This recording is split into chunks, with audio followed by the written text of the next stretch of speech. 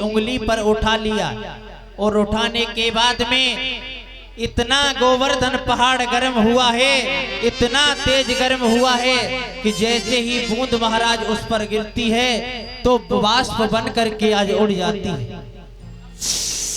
बोलिए गोवर्धन महाराज जी की।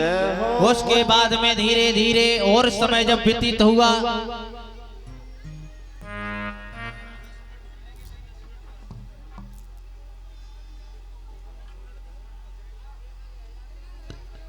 आज मेरे भैया धीरे धीरे पूजा करवाने के बाद में इंद्र जब समझ गया है तो वहां से ऐरावत द्वारा नहीं ऐसे ही दौड़कर आया है, भगवान कन्हैया को प्रणाम किया, कहा प्रभु मैंने आपको पहचाना नहीं है कि आप यहाँ पर आ चुके हैं, आपका अवतार हो चुका है। आज भगवान कन्हैया ने समझाया है इंद्र को, आज गोवर्धन महाराज की पूजा कराई है और उस अंधविश्वास को दूर किया है।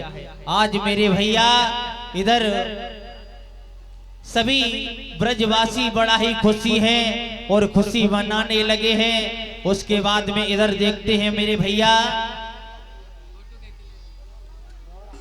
कंस महाराज तैयार हो गया। शिव तेरस का दिन है और मामा कंस के यहाँ पर आज मेला लगने के लिए जा रहा है मेरे भैया। और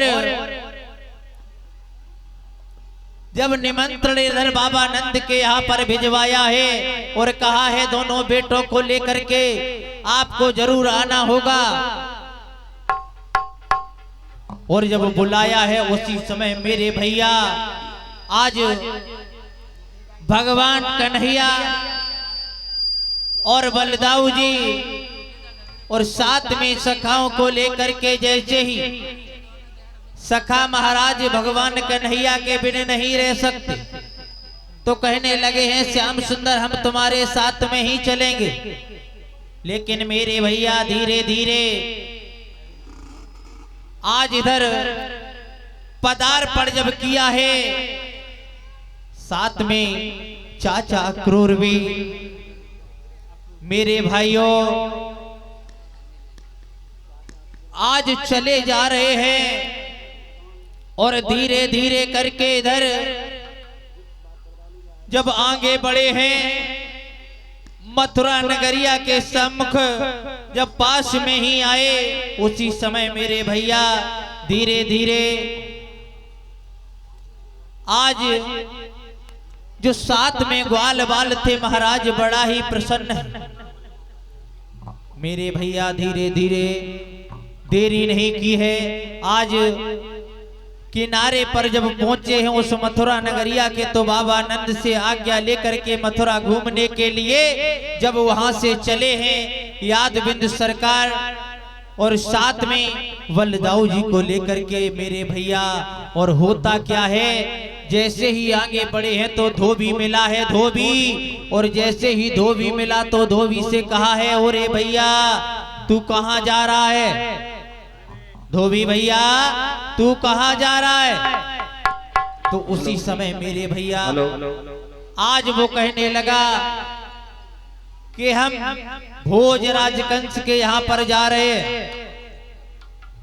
तुम भोजराज कंस के मेहमान हो? हाँ। क्या करने जा रहे हैं आप? अरे भैया धोबी वो मेरे मामा है, मामा। अच्छा। हाँ।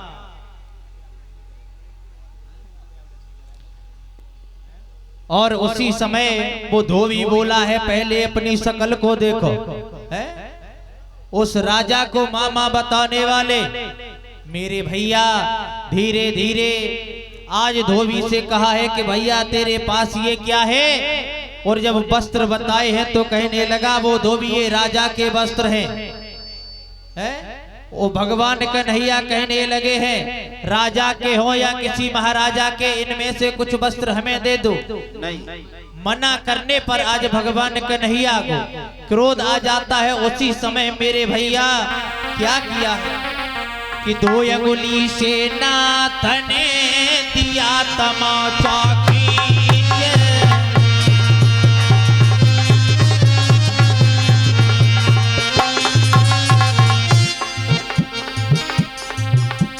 दो अंगुली से नाथ ने और दिया तमाचा कीजिए कि लौट गया जटबों में पर गया अमरपुर वीर।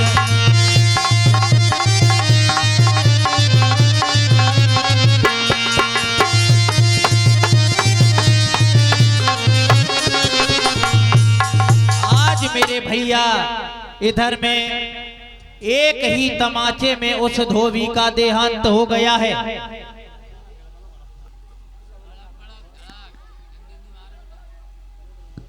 हाँ भैया कंस भी टांग लो, मारने वाले भी आ जाओ भैया जल्दी। हाँ जल्दी आ जाओ भैया, समय नहीं है। आज जब आगे बढ़े हैं और आगे बढ़ने के बाद में मेरे भैया भगवान कन्हैया को कुब्जा मिली है। कुब्जा जो महाराज 3 जगह से टेढ़ी है,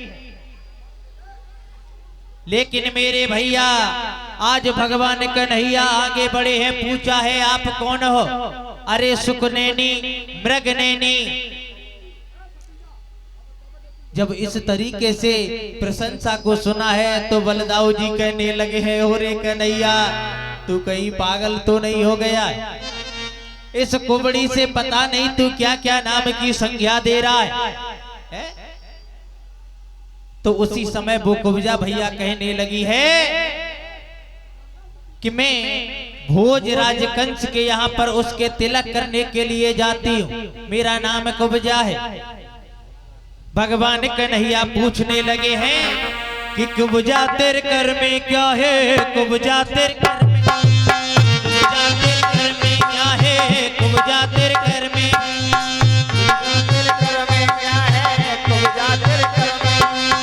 कुब्जा तेरे कर में क्या है? कुब्जा तेरे कर में, कुब्जा तेरे कर में क्या है? कुब्जा तेरे कर में, कर में है चंदन गोरा, चर में है मेरे कटोरा, उसमें है चंदन गोरा, कर में है मेरे कटोरा, कर में है मेरे कटोरा, इसमें है चंदन गोरा। तिलक करूंगी राजा